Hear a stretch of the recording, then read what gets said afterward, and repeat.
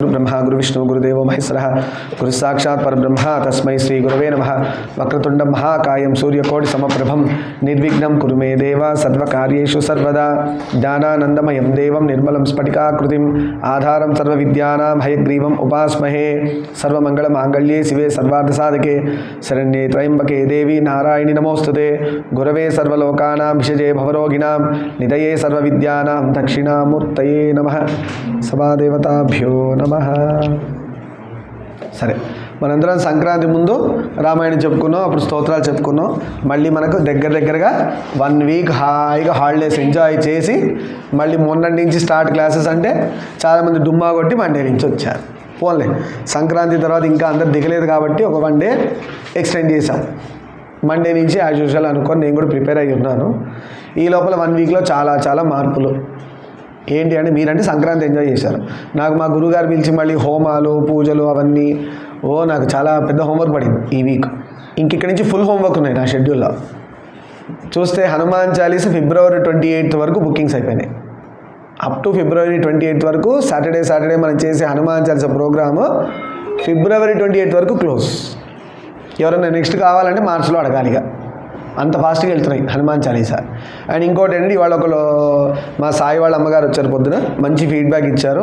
Last time మా ఇంట్లో హనుమాన్ చాలీసా జరిగింది, చాలా బాగా జరిగిందండి అంటే. వాళ్ళ పెద్దవాళ్ళు ఎవరో చూసిన వాళ్ళు ఉంటారు కదా, వాళ్ళు చెప్పారు. ఫిబ్రవరి 28 ఎవరు తీసుకున్నారు అంటే మా అఖిల్ వాళ్ళ ఇంట్లో జరుగుతుంది ఫిబ్రవరి 28. ఇవాళ వాళ్ళ అమ్మగారు వచ్చి మాకు పెట్టండి మా ఇంట్లో కూడా ఫిబ్రవరి 28. సో హాస్టింగ్ ఎవరు చేస్తారు ఈసారి? అఖిల్ చేస్తాడు ఫిబ్రవరి 28కి. ఈ మధ్యలో అన్ని ఫిలప్ అయినాయి కాబట్టి ఇంక మార్చిలో ఎగ్జామ్స్ అనే టెన్షన్ పెట్టుకోవద్దు. ఎగ్జామే దీనికి ఇదే. ఇంకా హనుమాన్ చాలీసా చేస్తే బుద్ధి బాగా పనిచేసి ఎగ్జామ్స్ బాగా రాస్తారు. ఇప్పటివరకు నేను విన్న వాళ్ళందరూ హనుమాన్ చాలీసా చేసిన వాళ్ళల్లో నాకు పిల్లలే వచ్చి చెప్పారు, సార్ హనుమాన్ చాలీసాకు ముందు నా మార్క్స్ ఇలా ఉన్నాయి, హనుమాన్ చాలీసా తర్వాత ఇలా ఉంది. అంతకంటే ఏం కావాలి మనకి? అలా నమ్మి చేయాలి, ఏదైనా దేవుడిని నమ్మిపోవాలి. అన్నీ ప్యూర్ లక్ కాదు, hard work plus luck is 100% success. నేను ఒక్కడిని హార్డ్ వర్క్ చేసి నిల్చుంటా అంటే కష్టం, అది చెప్పడం కష్టం. ఎందుకంటే బాగా హార్డ్ వర్క్ చేసిన వాళ్ళు కూడా ఎగ్జామ్ టైంలో జ్వరాలు వచ్చేసి అడ్డుపడి ఎగ్జామ్ రాయక ఫెయిల్ అయిన వాళ్ళు కూడా చాలామంది ఉన్నారు. అందుకని రెండూ అవసరమే, స్వశక్తి దైవశక్తి రెండు ఉంటేనే ఎవడైనా ముందుకు వెళ్ళగలడు అని నిర్మోహమాటంగా చెప్పాలి. కానీ దేవుడు ఏమన్నాడు? ఫస్ట్ మీ సంకల్పం ఫస్ట్ అన్నాడు, అంటే మన శక్తి ఫస్ట్ పెట్టాలి, అప్పుడు నేను అందుకుంటాను అన్నాడు. బద్ధకంగా కూర్చుంటే గుర్రాల గుంపులో గాడిద ఉన్నట్టు ఉంటుంది. గుర్రాల గుంపులో గాడిదంటే అన్నిటి రేస్కి ప్రిపేర్ చేసాం, గాడిద ఉంది దానిలో, అది పరిగెత్తదు, అది మోస్తూ ఉంటుంది బరువు. గుర్రం ఏం చేస్తుంది? పరిగెత్తుంది, రేస్లో విన్ అవుతుంది. గాడిద పరిగెత్తుంది గుర్రంలాగా. అందుకే దాన్ని ఎత్తిన సప్లిమెంటరీ లాగా ఎగ్జామ్స్ అన్ని ఫెయిల్ అయ్యి గాడిద మోతు నెత్తి మీద పడుతుంది. మోసుకుంటూ మెల్లగా నడవాలి. దీనిలో మళ్ళీ వాదించదు, గాడిద మోస్తుంది కదండి గుర్రం మోయలేదు కదండి అని అనద్దు. మనం మూత కావాలా, మూత దించాలా? మూత మోస్తారా దించుతారా? అందుకని విక్టరీని ఎప్పుడు గుర్రంతో పోల్చారు, గాడితో పోలలే. తిట్టాలంటే చీ గుర్రమా అన్నారా, చీ గాడిద అన్నారా? ఏమన్నా చీ గాడిద అంటారు. పోలిక చూడండి ఎలా ఉందో. మనం ఎలా ఉండాలని కూడా మనం నిర్ణయించుకోవాలి. సరే, రామాయణంలోకి వద్దాం. ఆఖరి వారం మనం చెప్పుకున్నప్పుడు సీతకు నమస్కరించి శ్రీరాముడు వెళ్ళిన దిశగా లక్ష్మణుడు నడుచుకుంటూ వెళ్ళిపోయాడు. సీతాపరణ విషయంలో మారీచుడు వచ్చాడు బంగారు లేడిగా అని చెప్పుకున్నాం, అక్కడ ఆగింది. లక్ష్మణుడు వెళ్ళడాన్ని గమనించాడు రావణుడు. అదిగో ఇదంతా ప్లాన్ ఎవరి అండర్లో నడుస్తుంది? రావణాసురుడు. మంచి పనులకి ధర్మమైన కార్యక్రమాలకి ఎవ్వరు ముందుకు రారు కలియుగంలో. రేర్గా 100లో ఒకడు ఉంటాడు, వాడింట్లోనే హనుమాన్ చాలీస జరగచ్చు. వాళ్ళే వచ్చి భగవద్గీత పుస్తకాలు ఇవ్వచ్చు, హనుమాన్ చాలీస పుస్తకాలు ఇవ్వచ్చు, ఇవ్వమని చెప్పచ్చు, లేదంటే మా ఇంట్లో పెట్టండి అని అడగచ్చు. ఎవరో కారణ జన్ముల్లాగా 100లో ఒక్కడు ఉంటాడు, మా ఇంట్లో కూడా జరిగితే బాగుండు, మేము కూడా వింటామండి, మేము కూడా చూస్తామండి, మేము కూడా చేస్తామనే వాళ్ళు 100లో ఒకటి. సింపుల్గా మీకే ఎగ్జాంపుల్ చెప్తా. మీ స్కూల్ మొత్తంలో మీరే కదా, ఇంకెవరైనా వస్తున్నారా మీ స్కూల్ మొత్తంలో? అంటే నేను పే స్కూల్ వాళ్ళు 4 ఉన్నారని చెప్పకండి, మీరంతా గ్రూపు పేజ్ అనుకుంటే సరే ఒక స్కూల్ అని రిప్రజెంట్ చేయండి. ట్యూషన్లో ఉన్నారు కాబట్టి మీరు వింటున్నారు, వేరే ట్యూషన్లో ఇవి కూడా చెప్పరు. ఒక ½ అవర్ క్లాస్ మనం మోరల్స్ అండ్ ఎథిక్స్లో మనకి జీవితం అంతా నాశనం అయితే అవ్వట్లే, ఇంకా బాగుపడుతుందని చెప్పాలి. కొంతమంది పేరెంట్స్ ఎప్పుడు చెప్పుకుంటాం కదా, ఎందుకండి వేస్ట్ ½ అవర్ ఎందుకు వేస్ట్ అంటే, మీ వాడు రేపు పొద్దున మిమ్మల్ని తీసుకెళ్ళి ఓల్డేజ్ హోమ్లో పడేయడు రామాయణం వింటే, మిమ్మల్ని అంటిపెట్టుకొని ఉంటాడు. రాముడు ఎలా దశరథ మహారాజుని వాళ్ళ అమ్మని కౌసల్య సుమిత్ర కైకేయిని చూసుకున్నారు, అలా చూసుకుంటాడు. ఈ పేరెంట్స్ మారాలి ఫస్ట్. మా వాడికి అవసరమా ఐఐటి? ఐఐటి అయితే రామాయణం వినొద్దా? ఐఐటి అయితే రామాయణం వినొద్దా? ఎంబీబీఎస్ అయితే రామాయణం వినొద్దా? అందరూ వినాలా. పెద్దవాళ్ళు ఇది వినలేదు కాబట్టి వద్దంటున్నారు. వాళ్ళకి చెప్పేవాళ్ళు లేరు పాపం, వాళ్ళ తప్పు కాదు. అప్పుడు చెప్పేవాళ్ళు లేరు. ఇప్పుడు చెప్పేవాడు ఉండి వినకపోతే మీ తప్పు. చెప్పడానికి రెడీగా ఉన్నారు, వినకపోతే అది మీ తప్పు. ఎంతమంది రెడీగా ఉన్నారు చూసుకోండి. మన ఇన్స్టిట్యూట్ అటెండెన్స్ తీయండి, ఎంతమంది ఉన్నారు, ఎంతమంది ప్రెజెంట్ అవుతున్నారు. ఒక్క హాఫ్ అన్ అవర్ బరువు అయిపోతుంది. అలా బరువైన ఉన్నవాడికి దూరంగా మనం ఉండాలి. ఎందుకంటే వాడు డేంజర్ ఫెల్లో. ఎప్పుడు అనుకుంటాం కదా, రామాయణానికి, హనుమాన్ చాలీసకి, దేవుడి పనులకి ఎవరైతే దూరంగా ఉంటుంటాడో వాడికి మనం దూరంగా ఉండాలి అని పెట్టుకోవాలి. మీ అందరికీ ట్యూషన్ ఎందుకు చెప్తున్నాను? రాగానే మీరు రామ అనే శబ్దం రాస్తున్నారు కూడా చెప్తున్నాను. మీకు చెప్పను నేను ట్యూషన్. ఒకప్పుడు చెప్పేవాడిని. నేను కూడా చాలా స్ట్రిక్ట్ రూల్ ఎట్లా పెట్టుకున్నాను అంటే, రామ గురువు రెస్పెక్ట్, రామ అన్నవాడు శివ అన్నవాడు వాడికి నేను చదువు చెప్తా. ఎంత బాగా చెప్తాను, 10 గంటలైనా వాడితో కూర్చొని చెప్తాను పెట్టుకున్నాను నేను. ఎందుకంటే వాడు రామ భక్తుడు కదా, శివ భక్తుడు. వాడిని పైకి తీసుకురావాల్సిన బాధ్యత గురువుగా నాకు ఉంటుంది. సో వాడికి నేను స్పెషల్ అటెన్షన్ పే చేసి, మొన్న కూడా అనుకున్నాం కదా, మనం చెప్పుకున్నాం కదా. అంతకుముందు అంటే అందరినీ ఆల్ ఆర్ వెల్కమ్ అన్నాడు. ఇప్పుడు ఆల్ ఆర్ వెల్కమ్ తీసేసాం board. Only devotees of Ram or Shiva are welcome. దేవుడు అలా ఇంట్రెస్ట్ ఉన్న వాళ్ళని మనం వెల్కమ్ చేయాలి. వద్దంటున్నాం అడ్మిషన్స్ కూడా, అందుకే చాలా వరకు తీసేసాంగా. ఒక 10-15 తగ్గించాం చాలు. నాలాగా ఆలోచించే పిల్లలు ఈ కొంతమంది కోసం చదువు చెప్పి వాళ్ళు ఉద్యోగం వచ్చే వరకు కూడా వెనకాలండి మరి వాళ్ళని ఆ ప్లేస్మెంట్ అయ్యే వరకు, లేదా వాళ్ళకి ఇష్టమైన బిజినెస్ ఆర్ చదువు లేదంటే జాబ్ వాళ్ళు అమ్మయ్యా మేము సెటిల్ అయ్యామనే వరకు మేము వెనకాల ఉంటాం. అర్థమైందా? ఇది ఎలా ఉంటారు మీరు అంటే, నా ప్రొఫైల్ నాకు ఉంది. నేను ఒక్కప్పుడు ఎయిర్పోర్ట్లో చేశాను, లేదంటే ఐటీలో చేశాను. నా ప్రొఫైల్ నాకు, నా కాంటాక్ట్స్ నాకు ఉంటాయి, నా ఇన్ఫ్లుయెన్స్ నాకు. అది ఎవరికి వాడతా? రామభక్తుడికి వాడతాను, కానీ రావణాసుడికి ఎందుకు వాడతాను? ఎవరైనా పిలుస్తారా? రామ మా ఇంటికి రా అంటారా? రావణాసుడు మా ఇంటికి రా అంటారా? ఎవరు పిలుస్తారు మీరు? రాముడు పిలిస్తే మన ఇల్లు కాపాడబడుతుంది. రావణాసుడు పిలిస్తే మన్నెత్తినే చేయబెడతాడు. అవునా కాదు? మీ ఇంట్లో ఉన్న వాళ్ళని పట్టుకుపోతాడు. వాడు అదేగా చేసింది, సీతమ్మని పట్టుకుపోయాడు. అలాంటి వాడిని పిలుస్తాం ఇంటికి. అందుకు జాగ్రత్తగా ఉండాలి. అలా దైవ శబ్దానికి దూరంగా ఉన్నవాడు రావణాసుడే, వాడికి దూరంగా ఉండాలి, జాగ్రత్తగా ఉండాలి, చాలా జాగ్రత్తగా ఉండాలి. కలియుగం అందులో చాలా దారుణంగా ఉంది, సొసైటీ బాగాలేదు. సరే, లక్ష్మణుడు వెళ్ళడానికి గమనించాడు. రావణుడు అదే అదనుగా సన్యాసి వేషంలో సీత సమక్షానికి వచ్చాడు. సన్యాసి రూపంలో వచ్చాడు. చూసారా, ఎంత రాక్షసుడైనా ఒక వేషంలో వచ్చాడు. ఆ వేషం ఏంటి? సన్యాసి వేషం. ఎందుకు అందరూ సన్యాసి వేషమే? రాముడు ముందు ఆంజనేయ స్వామి వెళ్ళినా కూడా సన్యాసి వేషంలోనే వెళ్ళాడు. రావణాసుడు సీతమ్మని ఎత్తుకెళ్ళడానికి కూడా సన్యాసి వేషంలోనే వెళ్ళాడు. హనుమంతుడు వెళ్ళింది మంచి కార్యం, దానికి సన్యాసి వేషమే. రావణాసుడు వెళ్ళింది నీచమైన కార్యం, దానికి సన్యాసి వేషం. ఎందుకు సన్యాసి వేషం? వేరే వేషాలు లేవా? లోకమంతా నమ్మదగిన ఒకే ఒక వేషధారణ సన్యాసి వేషధారణ. సన్యాసి దగ్గర గ్రేట్నెస్ ఏంటంటే, నిజమైన సన్యాసి, నేను మాట్లాడేది సన్యాసుల గురించి మాట్లాడట్లే. నిజమైన సన్యాసి ఎవరైతే ఉంటారో, అన్నీ వదిలేస్తారో వారు సన్యాసులు. వాళ్ళు తండ్రి స్వరూపులు. ఉట్టి తండ్రినా అంటే కాదు, తల్లి కూడా. ఆయనే తండ్రి, ఆయనే తల్లి అయి ఉంటారు సన్యాసులు. అర్థమైందా? అలా మరి వారికి మనం ఏమవుతామంటే, వారికి మనం బిడ్డలవ్వచ్చు, లేదంటే తల్లి తండ్రిగా వాళ్ళు భావిస్తారు మనల్ని. కొంతమంది గొప్ప గొప్ప సన్యాసులు వారు ఏమంటారు? జగత్ అంతా నాకు తల్లి అంటారు, జగత్ అంతా నాకు తండ్రి అంటారు. జగత్ అంటే మనందరం వస్తుంది దానిలో. మనకి ఆయన బిడ్డగా అయి ఉంటాడు, మనకు ఆయన తండ్రిగా అయి ఉంటాడు. అలానే ఆయనకు మనం బిడ్డలు అయ్యి ఉంటాం, ఆయనకు తండ్రో తల్లో అయ్యి ఉంటాం. అర్థమవుతుందా? అది సన్యాసులు. ఇప్పుడు తల్లో తండ్రి అంటే మనకి సేఫా డేంజరా? తల్లిదండ్రి దగ్గర మనకి సేఫా డేంజరా? ఇప్పుడున్న దరిద్రం ఏంటంటే, తల్లిదండ్రిని నమ్మకుండా అందరినీ నమ్ముతున్నారు పిల్లలు. అదే దౌర్భాగ్యం. మీకున్న డేంజర్, మోస్ట్ డేంజరస్ థింగ్ ఏంటంటే, మీ అమ్మా నాన్న నమ్మకుండా మీరు ఎప్పుడైతే మీ పక్కన వాడిని నమ్ముతున్నారు. గురువుని కూడా కలుపుకోండి. అమ్మా నాన్న అన్నప్పుడల్లా నేను గురువు గురించి సపరేట్ చెప్పక్కర్లే. ఎందుకంటే గురువులో అమ్మా నాన్న ఉన్నారు కాబట్టి. సపరేట్గా చెప్తే అమ్మా నాన్న, గురువు అంటే అమ్మా నాన్న కలిసి ఉన్నారు గురువులోనే. అందుకే నేను ఒకసారి తిడతాడు తండ్రిలాగా, ఒక్కొక్కసారి దగ్గర తీస్తాడు తల్లిలాగా. అపార్థం చేసుకోవద్దు దానిలో. ఆ గురువుగా ఉన్నారు. ఇప్పుడు ఈ ముగ్గురు కాకుండా పక్కన వాడు నాకు క్లోజు అని అమ్మా నాన్నకు చెప్పకుండా, గురువుకి చెప్పకుండా చేసిన పనులు ఖచ్చితంగా వాడు పడతాడు అని చెప్పాలి. ముందు పడతాడు, కింద నుంచి కాదు, పై నుంచి పడతాడు. అప్పుడు అమ్మా నాన్న గురువు గారు అంటే ఏం చేయగలుగుతారు? నొప్పి నీదే కదా. అందుకే ముందే చెప్తారు, నాన్న ఎవరితో పెట్టుకోకండి, మంచి మంచి ఫ్రెండ్స్ చేసుకోండి. మంచి అని మీకు తెలియదు ఫస్ట్ ఆఫ్ ఆల్. అందుకని ఇంటికి మీ ఫ్రెండ్స్ ఒకటే గుర్తుపెట్టుకోండి. మీ ఫ్రెండ్స్ మంచోళ్ళో కాదా మీరు ఎస్టిమేట్ చేయడం కష్టం. మీ బుర్రలు చిన్నవి, మీ ఎక్స్పీరియన్స్ చిన్నది. అందుకని మీరు మీ గురువు గారికో, మీ అమ్మకో, నాన్నకో వాళ్ళని ఇంటికి తీసుకొచ్చి పరిచయం చేస్తే వాళ్ళకున్న 40-50 ఏళ్ళు వచ్చుంటాయి ఎప్పటికీ వాళ్ళకి. వాళ్ళు ఇన్నేళ్ళ ఎక్స్పీరియన్స్లో ఎంతమందిని చూసుంటారో ఈజీ గుర్తుపడతారు. ఒరై వీడితో వద్దురా ఫ్రెండ్షిప్, ఈ అమ్మాయితో ఫ్రెండ్షిప్ వద్దమ్మా, మనకు మంచిది కాదు, నీకు మంచిది కాదు అంటారు. అయిపోయి అంతే. Next moment no smile, nothing, cut. చేతికి షుగర్ వచ్చిన పేషెంట్స్కి చెయ్యి ఒక్కొక్కసారి పాయిజన్ అయిపోతుంది, కాలు కూడా పాయిజన్ అయిపోతుంటాయి దెబ్బ తగిలినప్పుడు. కాలంతా మొత్తం కట్ చేస్తాం, ఉంటే బాడీ మొత్తం పోతుంది. ప్రాణం ఉండడం ముఖ్యమా కాలు ముఖ్యమా అంటారు, కాలు తీసేయండి అంటారు. షుగర్ వచ్చిన పేషెంట్స్కి కాలు కొట్టేస్తారు, చెట్టు కొమ్మ ఎట్లా కొట్టేస్తారు అట్లా కాలు కొట్టేస్తారు, తెలుసు. అందుకు అంత జాగ్రత్తగా ఉండాలి. అలా we have to cut it, otherwise we will die. వాడి పాయిజన్ మనకి ఎక్కుతుంది, మనం పోవడం కాదు, మన ఫ్యామిలీ పాడవుతుంది, మన అన్నకి ఇబ్బంది అవ్వచ్చు, చెల్లెలకి ఇబ్బంది అవ్వచ్చు వాడి వల్ల, మన వల్ల వాళ్ళ వాడు. రావణాసురుడు అవుతున్నాడు అంతే. రావణాసుడితో తిరిగితే రాముడు అవ్వడు, రావణాసురుడే అవుతాడు. రాముడితో తిరిగితే భరతుడిగా కూడా రాముడిలాగా అయ్యాడు. భరతుడు ఎలా అయ్యాడు? రాముడిలాగా అయ్యాడు. రామరాజ్యంలో రామ, లక్ష్మణ, భరత, శత్రుఘ్న, దీనిలో ఎవరు ఎలా ఉన్నారయ్యా అంటే రాముడిలాగా ఉన్నవాడు భరతుడు, లక్ష్మణుడిలాగా ఉన్నవాడు శత్రుఘ్నుడు. అందుకని రాముడు వెనకాల లక్ష్మణుడు, భరతుడు వెనకాల ఇంకొక లక్ష్మణుడిలాగా శత్రుఘ్నుడు ఉన్నాడు. అర్థమవుతుందా? అందుకే ఎవరితో తిరుగుతున్నారని చూసుకోండి ఫస్ట్. మీరు చదువులు రావట్లేదు, మార్క్స్ రావట్లేదు అంటే మీ చుట్టుపక్కల ఎదవులు ఉంటే ఎందుకు వస్తాయి? వాడు చదవనోడే ఉంటాడు. టాపర్తో ఉండండి. అంటే టాపర్ చదువుల్లో ఉన్నంత మాత్రం వాళ్ళు కరెక్ట్గా ఉంటారని కూడా చెప్పడం కష్టం.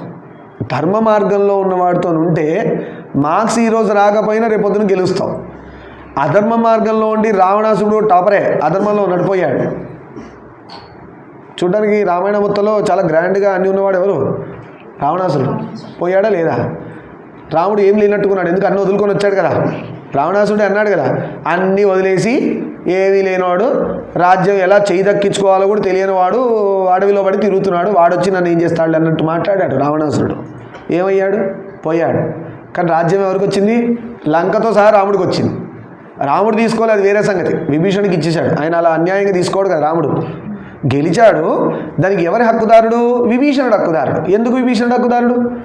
ధర్మాత్ముడు. అందుకే కదా రాముడి సైడ్కి వచ్చాడు విభీషణుడు. ఆ నమ్మకం మీద ప్రజలకు ఇబ్బంది అవ్వదు కాబట్టి, విభీషణుడు ధర్మాత్ముడు కాబట్టి విభీషణుడికి ఇచ్చాడు రాజ్యం. కిష్కింద పరిస్థితి ఏమైంది? వాలి ధర్మాత్ముడా? అన్యాయమా? అధర్మం వాలి. అందుకనే వాలిని చంపేసి ఎవరికి ఇచ్చాడు రాజ్యం? సుగ్రీవుడికి ఇచ్చాడు. సుగ్రీవుడు ధర్మాత్ముడు. దీన్ని బట్టి మనం ఏం నేర్చుకోవాలి? రేపు పొద్దున్న రామబాణం మనం ధర్మంగా ఉంటే మనల్ని కాపాడుతుంది, అధర్మంగా ఉంటే మళ్ళీ కొట్టేసి ఎవరు ధర్మాత్ముడు వాడికి ఇస్తుంది. మన రిజల్ట్తో సహా, మన ఫ్యూచర్ జీవితంతో సహా, మన అదృష్టంతో సహా. అదే ఎవరినో మనల్ని ఇబ్బంది పెట్టాలని చూస్తే అదే కాపాడుతుంది. చాలామందికి తెలియదు, రామబాణం అప్పుడెప్పుడో వేశారు. రామబాణం ఇప్పటికీ తిరుగుతుంది. రామ భక్తుల్ని కాపాడడం కోసం రక్షగా తిరుగుతుంది. ఇది పెద్ద పెద్ద పురాణాల్లో ఉంది. ఎవరికి కనబడుతున్నాయి అంటే రాముడి యొక్క ధ్యానం చేసిన వాడికి కనబడుతుంది రామబాణం, రామ దర్శనం. ఆ రెండింటికి ముందు ఎవరు కనబడతారు? హనుమంతుల వారు కనబడతారు మన జీవితంలో. ఫస్ట్ రాముడు మన జీవితంలో వస్తున్నాడు అనడానికి ఫస్ట్ ఇండికేషన్ ఆంజనేయ స్వామి దర్శనం. అందుకే హనుమాన్ చాలీస చేస్తున్నాం. హనుమంతుడి దర్శనం అయితే రామ దర్శనం తొందరగా అవుతుంది, ఈజీ అవుతుంది. అందుకని మనందరూ హనుమాన్ చాలీసాలు చేస్తున్నాం. సరే, మీ అందరికీ నాకు అందరికి అవ్వాలని. అదే అదునుగా సన్యాసి వేషంలో సీత సమక్షానికి వచ్చాడు. రావణాసురుడు సన్యాసి వేషంలో వచ్చాడు. యతి రూపంలో వచ్చిన రావణుణ్ణి ఆసనం మీద కూర్చోబెట్టింది, సముచితంగా అతిథి మర్యాదలు చేసింది సీతమ్మ. మొత్తానికి ఇంటికి సన్యాసం అంటే గెస్ట్ కదా. అతిథి దేవోభవ, అభ్యాగతి దేవోభవ. ఏం చేయాలి? కూర్చోబెట్టి కాళ్ళు కడిగి నీళ్ళు ఇచ్చి తాగడానికి, ఫలాలో ఏదైనా తినడానికి ఇచ్చి, స్వామి మీరు ఎందుకు వచ్చారని అప్పుడు అడగాలి. అంతేకాని మన ఇంట్లో కూర్చొని రండి లోపలికి, రైట్కి రండి, లెఫ్ట్కి రండి, బ్లూ గేటే మాది, లోపలికి వచ్చేయండి, రైట్ సైడ్ తలుపు ఉంది లోపల, ఎట్లా కాదు. అతిథిని పిలవాల్సింది. వాడు స్విగ్గీ జొమాటో వాడైనా కూడా నిర్మోహమాటంగా మనం గేట్ దగ్గర పోయి తేవాలి. ఇవాళ రేపు ఎంత దారుణంగా అవుతున్నారంటే జనాలు, ఈ ఫోన్ ఏమో కానీ లేజినెస్ పీక్స్లో ఉంది. ఇంట్లో లోపల సోఫాలో కూర్చుంటే స్విగ్గీ జొమాటో వాడు చలిలో రాత్రిపూట వాడు ఎక్కడి నుంచో ఆర్డర్ పట్టుకొచ్చి నా సోఫా దగ్గర వచ్చి ఇవ్వాలంట. వీడి కాళ్ళు పడిపోయినాయా, చేతులు పడిపోయినాయా? సోఫాకి ఎందుకు తెచ్చి ఇవ్వాలన్నా అంటే వాడు తెస్తున్నాడని చెప్పి మీరు అంతా వాడేసుకుంటామా? మనం మనిషిలాగా ఆలోచించాలి కదా. నిజంగా ఆ టైంలో నువ్వు పోయి ఇవ్వగలుగుతావు డెలివరీ? వాడి కష్టం అర్థం చేసుకోవాలి కదా. ఒక మనిషి కష్టం అర్థం చేసుకోలేని వాడి మనిషా అని క్వశ్చన్ మార్క్ ఎప్పుడు వేసుకోవాలి మనం. అద్దంలో మన మొహం చూసుకొని ఒకటి మనిషి కష్టం నేను అర్థం చేసుకోవట్లేదు, నేను మనిషి కిందికి వస్తానా, ఇంకేదైనా వేరే కేటగిరీస్ ఉన్నాయా? చూడ్డానికి మనిషిలా ఉన్నా కానీ మనిషా? ఇంత లేజీ ఎందుకు అయ్యాం? ఒకప్పుడు పెద్దవాళ్ళందరూ షాపులకు పోయి మార్కెట్లో పోయి తెచ్చేవాళ్ళు. ఈ రోజు ఇంటికి వచ్చినా గేట్ దగ్గరికి కూడా వెళ్ళి తీసుకోవట్లేదే నువ్వు. అంటే ఎటు పోతున్నారు మీరు? లేజినెస్ హైలో డెవలప్ అవుతుంది. రేపు పొద్దున మీ తండ్రి బెడ్ మీద కూర్చొని నీళ్ళు తెచ్చిమంటే మీరు సోఫాలో కూర్చొని ఇస్తారు, లేదంటే తండ్రి పోయాక కార్యక్రమాలు చేస్తారో లేదో కూడా డౌట్. దాన్ని కూడా లేచి చేయాలి కదా పనులు. దాన్ని ఇంకెవరైనా చేస్తాడా? డబ్బులు పంపిస్తా ఇంకెవరైనా చేస్తారా అన్నట్టు తయారవుతున్నారు. అది కరెక్టా? అది కరెక్టా? మన తల్లిదండ్రికి సేవ చేయమంటే కూడా ఎవరైనా చేస్తాడా? డబ్బులు ఇస్తే ఫారెన్ పోయి డబ్బులు పంపించేది. ఎందుకు నీ ముష్టి డబ్బులు? ఫారెన్ పోయి పోవద్దని అనట్లే, పోండి సంపాదించుకోండి, లేదా తల్లిదండ్రులను కూడా పట్టుకుపోండి ఫారెన్కి. ఫారెన్ వెళ్ళాలనుకున్న వాళ్ళందరూ అమ్మా నాన్న పట్టుకెళ్ళి హాయిగా అక్కడ కూడా అమ్మా నాన్న లేకుండా అసలు మీరు ఎట్లా వెళ్తున్నారు అనే ఆలోచన రావాలి. ఇది తల్లిదండ్రులు ఎంకరేజ్ చేస్తున్నారు. మళ్ళీ అక్కడ కూడా మళ్ళీ అక్కడే ఆగుతుంది. మీరు పిల్లలు పాపం మీకేం తెలియదు, మీకు చెప్పేవాళ్ళే సరిగ్గా చెప్పాలి. వెళ్ళొద్దు అనట్లే, వెళ్ళండి సంపాదించుకొని రండి. లేదు మీరు ఒక్కరే బిడ్డ, తల్లిదండ్రికి పట్టుకుపోండి. అమ్మా మీరు వస్తే నేను వెళ్తా అంటే రారా వాళ్ళు, మీరే తీసుకెళ్ళాలి. లేదు నువ్వు ఎందుకే బరువు, మళ్ళీ అమ్మా నాన్న తీసుకెళ్తే అక్కడ ఏందో నా ఫ్రీడమ్ కడ్డేమో. ఫ్రీడమ్ అంటే ఏంటి? అందరిని వదిలించుకోవడమా ఫ్రీడమ్ అంటే? అందరితో ఉంటూ ధర్మంగా ప్రవర్తించడానికి ఫ్రీడమ్ అంటారు. అందరిని వదిలించుకొని వెధవేషాలు వేయడానికి ఫ్రీడమ్ అని పేరు పెట్టారు ఇవాళ రేపు. అంత దరిద్రంగా ఉంది సొసైటీ. సరే మొత్తానికి పాపం సీతమ్మ రావణాసుడు అని తెలియదుగా సన్యాసి రూపంలో వచ్చిన అతిథి అనుకొని సపర్యలు పాపం వారికి అంతే సేవ చేసిందమ్మ. సీతకు నిరాశ మిగులుతుంది. ఎందుకు? ప్రతిసారి వాకిలి వైపు చూస్తుంది. ఎవరో పరపురుషుడు అయినా సన్యాసి రూపం, తండ్రి స్వరూపం చేస్తుంది, కానీ వాకిలి వైపు చూస్తుంది. ఎందుకు? ఆమె టెన్షన్ అది ఉంది. అయ్యో రామ, అయ్యో లక్ష్మణ, అయ్యో సీత అన్నాడు కదా, లక్ష్మణుడు కూడా వెళ్ళాడు, లక్ష్మణుడికి ఏమైందో రాముడికి ఏమైందో ఈ టెన్షన్లో ఉంది పాపం. అమ్మ ఊరికే వాకిలి వైపు చూస్తుంది సీతమ్మ. రావణుడు సీతను గురించి వివరాలు అడిగాడు. అంటే సన్యాసి రూపంలోనే నువ్వెవరు ఏంది ఈయన ఎంక్వైరీ చేసుకోవడానికి, నేను వచ్చింది కరెక్ట్ ప్లేస్ అయినా ఎత్తుకెళ్ళడానికి అని ఈవిడ చెప్పింది. ఏమని చెప్పింది? నేను అంతకుముందు ఏం చెప్పమన్నా, నేను సీతని, మా హస్బెండ్ పేరు రాముడు, వాళ్ళ నాన్నకి దశరథ, అట్లా చెప్పదు ఆవిడ. ఆవిడ ఏం చెప్తుందంటే ధర్మంగా ఇలా రేపొద్దున ఆడపిల్లలు మీరు కూడా ఒక ఇళ్ళకి వెళ్తే పెళ్ళిళ్ళు చేసుకొని వెళ్తే మీరు ఇలా చెప్తే మీరు అక్కడ చాలా సంతోషంగా ఉంటారు. నేను ఇలా చెప్పకపోతే ఉండనా అంటే మీ కర్మ అనాలి. అన్నీ వాదించకూడదు కదా. రామాయణం వాదించమని చెప్పిందా, బ్లైండ్ ఫాలో అవ్వమని చెప్పిందా? బ్లైండ్ ఫాలో అవ్వమని చెప్పింది. భగవద్గీత కూడా అంతే, బ్లైండ్ ఫాలో అవ్వాలి. అంతేగాని కృష్ణుడు ఇలా చేశాడు అంతమందిని చెప్పించాడు ఇదంతా మనం ఎస్టిమేట్ చేయలేము. మన బుర్రలన్నీ పొల్యూటెడ్ మైండ్స్. దేవుడు చేసిన మంచి పనులు మనకు పొల్యూటెడ్గానే కనబడతాయి. గుడ్డివాడు కళ్ళు కనబడతాయా? రాత్రిపూట గాగుల్స్ వేసుకొని తిరిగితే కళ్ళు కనబడతాయా? అంటే నువ్వు గుడ్డివాడివా? కాదే. మరి రాత్రిపూట గాగుల్స్ వేసుకొని తిరిగితే ఎందుకు కనబడట్లేదు? ఆ గాగుల్స్ ఒకటి పెట్టావు, అందులో చీకటి. మన బుద్ధిలో జ్ఞానమే లేదు, చీకట్లో ఉన్నాం. మళ్ళీ ఇందులో గాగుల్స్ వేసుకొని పోతే గుండు గోడ కొట్టుకోకుండా ఏం చేస్తుంది? పిచ్చి క్వశ్చన్లు అడగద్దు. పురాణం చెప్పింది బ్లైండ్గా ఫాలో అవ్వడానికి, అంతేగాని దాని క్వశ్చన్లు వేసి దాన్ని హైలైట్ చేసి నలుగురిలో పెట్టి దాన్ని అవమానం చేసి ఆ పాపం అంతా మన మొహానే. కష్టాలు ఎందుకు వస్తున్నాయంటే ఇన్ని రకాలుగా వస్తున్నాయి మనకి. సరే ఎంబడే గురించి వివరాలు అడిగి తెలిపింది. సన్యాసి వివరాలను కోరింది. మీరెవరని అడిగింది. అడిగితే ఈయన చెప్తున్నాడు, తాను రాక్షసరాజు లంకేశ్వరుడని ప్రకటించాడు. నయం అబద్ధం ఆడలే, చెప్పాడు. ఇది ఒక రాక్షస న్యాయం అంటారు. చేసే దిక్కుమాల పని కూడా చెప్పి చేయడం. ఇవాళ చెప్తాను, నేను వాళ్ళ స్కూటర్ అక్కడ పార్క్ చేస్తే దానికి గాలి తీసేసా, పంచర్ చేశా. ఇది రాక్షస న్యాయం అంటారు. చేసిందే ఏదో పని, దాన్ని మళ్ళీ చెప్పి గొప్పగా చెప్పుకోవడం ఒకటి. వాళ్ళ కారు అక్కడ ఉంటే నేను పెన్ను పెట్టి గీకాను, పెన్ లైన్ పడింది. వాడు రాక్షసుడే వాడు. నీ కారు అలా ఉంటే ఇంకోటి రాయి పెట్టి గీకుతో నువ్వు ఒప్పుకుంటావా? మరి నువ్వు ఎలా చేసావు? ఇంకోటి చేస్తే నొప్పి అన్నది నీకు ఫస్ట్ చెక్ చేసుకో. నీకు నొప్పి అయితే వాడికి చేయకు, నీకు మంచిగా ఉంటే వాడికి చేయి. ఎవరో కొట్టావు, నీ చెంపకేసి నువ్వు కొట్టుకో ఫస్ట్. నీకు మంచిగా అనిపించింది అనుకో కమ్మగా, ఇంకా 2 వేసుకో చెంపకి బుద్ధి మారే వరకు. అప్పుడు వాడిని కొట్టడానికి ట్రై చేయి. నీకు నొప్పి అందినప్పుడు వాడిని ఎలా చేస్తున్నావు నువ్వు? అది అన్యాయం అయిపోవట్లేదు. అంటే దేవుడికి నచ్చని పని నువ్వు చేస్తున్నావు. నీకు నచ్చని పని దేవుడికి నచ్చదని అర్థం, అంతే ఇలాంటి పిచ్చి పని చేసేటప్పుడు. సరే అడిగాడు, అమ్మవారు చెప్పారు మొత్తం. తను లంకేశ్వరుడని ప్రకటించాడు, తనను పతిగా స్వీకరించమని అడిగాడు. చూడండి నెక్స్ట్ క్వశ్చన్ ఏంటి? నన్ను హస్బెండ్గా యాక్సెప్ట్ చేయాలి. అంతేగాని సీతమ్మ ఎలా చెప్పింది? నేను దశరథ మహారాజు గారి పెద్ద కోడలిని, మా భర్త పేరు శ్రీరామచంద్రులు, తాను అప్పుడు సీతని, జనక మహారాజు పుత్రి సీతని అని చెప్పింది. ఇంత డిస్క్రిప్షన్ ఇచ్చింది ఆవిడ. అందుకని సీతని అని చెప్పలే, ఇలా చెప్పుకోవాలి. రేపొద్దున మీరు పెళ్ళై మీ అత్తగారి ఇళ్ళకి వెళ్తే మా మామయ్య పలానా పేరు ఉంటుంది మీ మామగారికి, ఆ పేరు యొక్క 2వ కోడల్ని, అంటే 2వ కొడుకు భార్య అయితే, పెద్ద భార్య అయితే అదే. బాయ్స్కి అదేం లేదు, మీ నాన్నగారి పేరు చెప్పి మీ పేరు చెప్పుకోవడమే. అంతగా మీ అత్తయ్య గారు వాళ్ళు ఎవరంటే అప్పుడు మీ మామయ్య పేరు మీ అత్తయ్య పేరు చెప్పి మీ భార్య అక్కలు ఉంటే అక్కలు చెల్లెలు ఆ విషయాలు చెప్పాలి అడిగితే. ఆడపిల్లలకి ధర్మం ఎక్కువ ఎందుకు చెప్పారంటే రేపు పొద్దున మీరు ఇంకో ఇంటికి వెళ్ళి నిలబెట్టాలి, కూల్చే పనులు చేయొద్దు. అందుకే ఇక డైవర్స్లు ఎక్కువవుతున్నాయి. ఏ ఇళ్లల్లో అంటే ఆడపిల్లల వల్ల అవుతున్నాయని మళ్ళీ ఇదో గోల, మగవాళ్ళ వల్ల కూడా అవుతున్నాయి, అవ్వట్లే అనట్లే. ఆడపిల్లకి పెద్ద రెస్పాన్సిబిలిటీ మగవాళ్ళ కంటే కూడా. ఎందుకంటే ఈ ఇంటి నుంచి ఆ ఇంటికి వెళ్ళి నిలబెట్టాలి కదా, ఎంత కష్టమైన పని. చిన్నప్పటి నుంచి పెరిగిన ఇల్లు వదిలేసి ఇంకో ఇంటికి పోయి ఆ ఇంటిని నిలబెట్టాలంటే ఎంత పెద్ద కష్టమైన పని. మాకంత కష్టమైతే దేవుడు ఇవ్వలే పాపం మీకు ఇచ్చినంత. మాకు ఉన్న చోటే ఉండి వచ్చిన ఆవిడని చూసుకునే బాధ్యత ఇచ్చాడు. కానీ ఇంకా గ్రేట్నెస్ ఏంటి, ఆడవాళ్ళు ఉద్యోగం చేస్తూ కూడా ఇల్లు నిలబెడుతున్నారు. అందుకనే తల్లి స్థానం గొప్పదన్నారు, తండ్రి కంటే కూడా. ఫస్ట్ తల్లి అన్నారు, తర్వాత తండ్రి అన్నారు. ధర్మం ప్రకారంగా అయితే తండ్రి ఫస్ట్, తల్లి సెకండ్. అర్థమైనా? ప్రేమ ఆప్యాయతలు చూస్తే తల్లి ఫస్ట్, తండ్రి సెకండ్, గురువు పక్కన పెట్టేసేయండి. అలా చేస్తే అంతులేని భోగభాగ్యాలతో విలుసలుతామని చెప్పాడు. ఏమన్నాడు, నువ్వు నన్ను హస్బెండ్గా యాక్సెప్ట్ చేయన్నాడు. అంతేగాని రాముడు భార్య సీతని చెప్పాక వాడు అట్టెట్టు అడిగాడు ఈ క్వశ్చన్? అక్కడే తప్పలేదా? అంటే పక్కకు పోయింది ఆలోచన. అలా నువ్వు యాక్సెప్ట్ చేసావనుక నన్ను, లంక అంత పెద్ద రాజ్యము, అంత డబ్బు ఉంది, అంత సిరి సంపదలని చెప్పాడు. ఓవర్ యాక్షన్ అనమాట. నేను ఇంతటోడిని అంతటోడిని అని పిచ్చి మాటలని మాట్లాడాడు. ఆ మాటలకు సీత మండిపడింది, కోపం వచ్చేసింది. ఇది ధర్మాత్మురాలో పాతివ్రత్య లక్షణం. ఇది నువ్వు ఎన్ని చెప్పినా నా రాముడు కాలి గోటికి ఏవి సరిపోవు. నువ్వు అంత చెప్పావు లిస్టు, లంక అన్నావు, అదన్నావు, ఇదన్నావు, ఇంతమంది ఉన్నారు, ఇంతమంది రాక్షసులు, ఇంత సైన్యం, ఇన్ని చెప్పావు. మా రాముడి యొక్క కాలి గోటికి కూడా అవేవి మ్యాచ్ కావని చెప్పింది. ఒకటే మాట, కోపంగా. అది కూడా అంటే ధర్మం కాని విషయాలు వింటే మనకు కోపం రావాలా? రావట్లేదంటే నీలో అధర్మం ఉంది అని అర్థం. రాముడు దేవుడు కాదని కొట్టక్కర్లే, వాణి చంపకేసి కొట్టినట్టు దూరం పెట్టేయాల. గురు నింద జరిగిన చోట, మీ తల్లిదండ్రుల నింద జరిగిన చోట, దైవ నింద జరిగిన చోట, ఋషి నింద జరిగిన చోట, ధర్మ నింద జరిగిన చోట నీళ్లు కూడా తాగద్దు. వాళ్ళ ఇంట్లో నీళ్ళు తాగితే ఏమంటారు తెలుసా? నువ్వు కూడా ఆ పాపం చేసావురా అంటారు.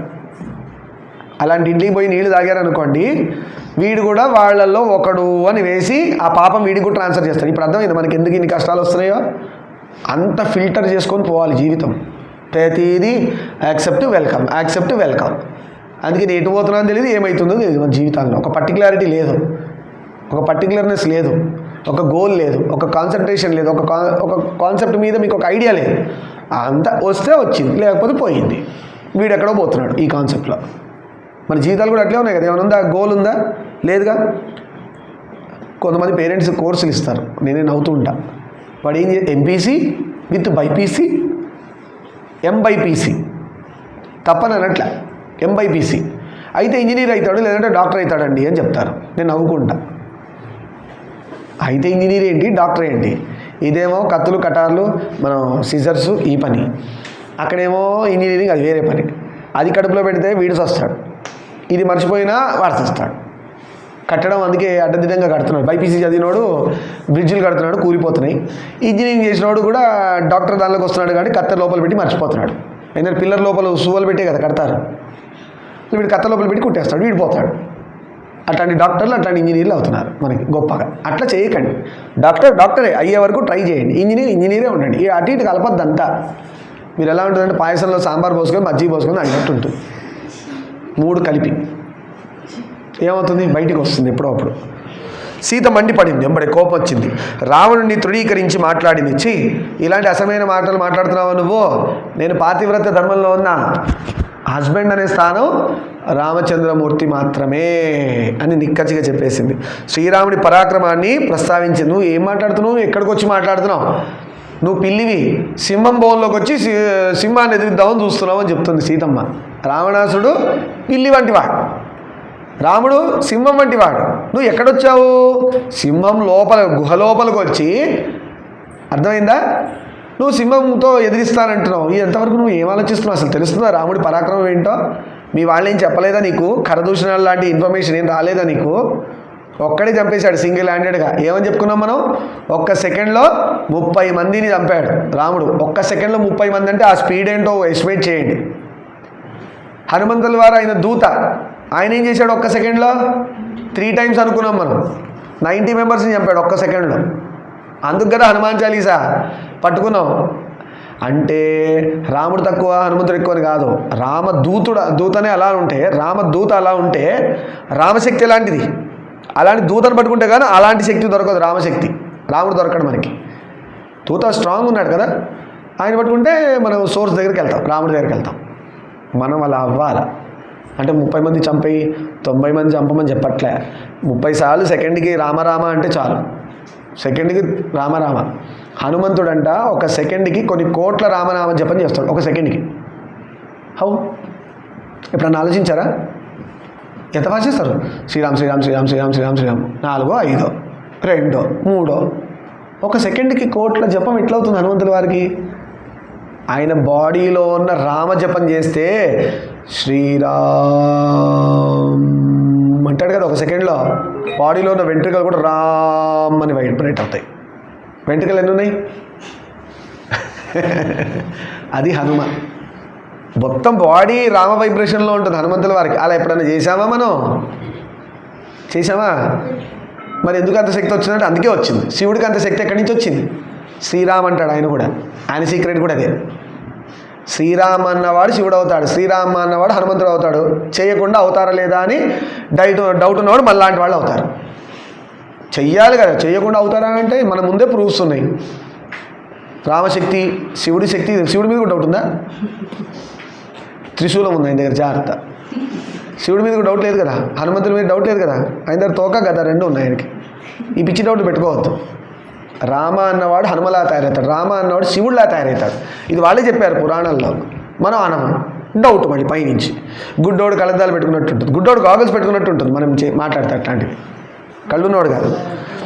నన్ను అపహరించి నీ చావు నీవే కొని తెచ్చుకోకు అని హెచ్చరించింది. నన్ను పట్టుకెళ్దామని ఆలోచిస్తున్నావేమో, నువ్వు నన్ను పట్టుకెళ్ళావు అనుకో, నీ చావును నువ్వే ఎక్కించుకొని యముడిని లిఫ్ట్ ఇచ్చి తీసుకుపోయినట్టు లంకకి. ఒరే నీకోసం వచ్చారా, నువ్వే నన్ను పట్టుకుపోతున్నావు, చాలా సంతోషం అంటాడు. నేను కూడా కష్టపడి రాకెళ్ళి దున్నపోతే ఎక్కి నువ్వే నన్ను హాయిగా లంకకి పట్టుకెళ్ళావు, అక్కడికి వెళ్ళాక నీ ప్రాణం పట్టుకుపోతా, అంతే. అలా ఉంది. సీతమ్మ అలా హెచ్చరించారు. ఈ హెచ్చరించిన దగ్గర ఆపుదాం. రేపటి రోజు రామాయణం కంటిన్యూ. సర్వం శ్రీమామేశ్వర పాదారవిందార్పణమస్తు. లోకాన్ సమస్తాన్ సుఖినో భవంతు. శాంతి శాంతి శాంతి.